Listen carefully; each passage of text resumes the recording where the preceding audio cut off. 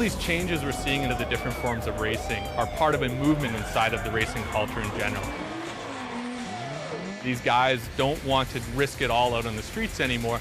They want a new place to compete against the very best cars and the very best drivers where they can push themselves and their equipment to the ultimate level of competition. Drifting and import drag, it came from the streets. It's something that was never necessarily meant to be a big organized event like what we have now, but you know, the kids took it and ran with it. One of the first things you'll notice when you go to one of these events is that the crowd themselves are very different. It's not the same motorsport crowd. This is very much the street racer scene. It's not just about the cars and the racing. There's a lot more going on as well.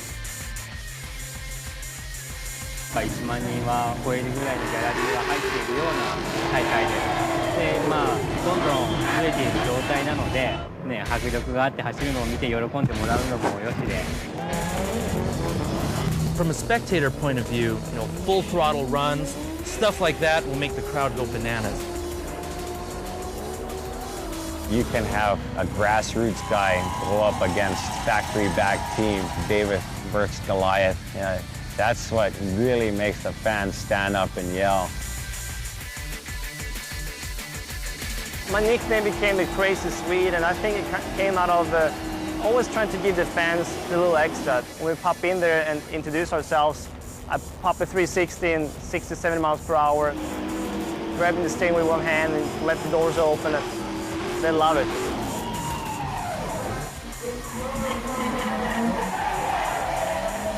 To actually see them thundering around the track, you know, and not one of them I don't think is under 400 or 500 horsepower. When you get a pack, it's amazing, just the noise and everything else. It's really intense.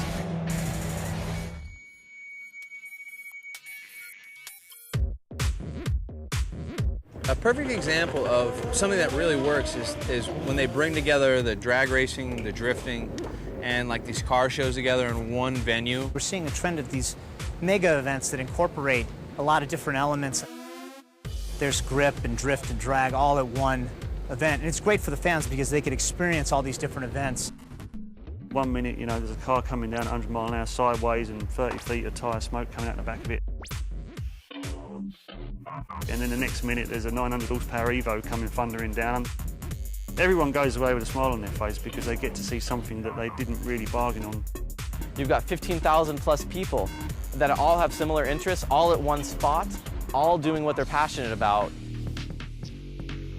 Almost like a three-ring circus type of atmosphere where there's a car show in one area and there's jello wrestling in another area and bikini show. The sex appeal of the girls, all the models, the umbrella girls, like the Falcon girls are, you know, some of the hottest yet most down-to-earth models out there, you know. There's like all sorts of people lining up to get autographs from these girls.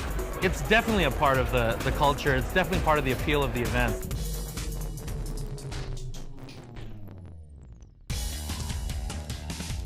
At all our types of events, we encourage the fans into our pits, into the staging lanes, into places where they can learn and get involved. I think that really allows them to feel like they're part of it a lot more so. The crowds are great, they come round, support us, they're dying to get into the pits all the time and ask you questions. It's what it's all about, and it's crowd pleasing that's going to let this continue. Drifting, import drag racing, and grip racing are all part of a larger culture and lifestyle. It's really youth automotive culture. The fan base are linked to the new generation of MTV and hip-hop and, you know, indie rock culture. The show is all about their lifestyle come to life, so to speak. So it's the cars they drive actually out on a track, drifting and driving in time attack and drag racing. We have our own voice, our own language that we speak when we're within the confines of our peers and hanging out and having fun.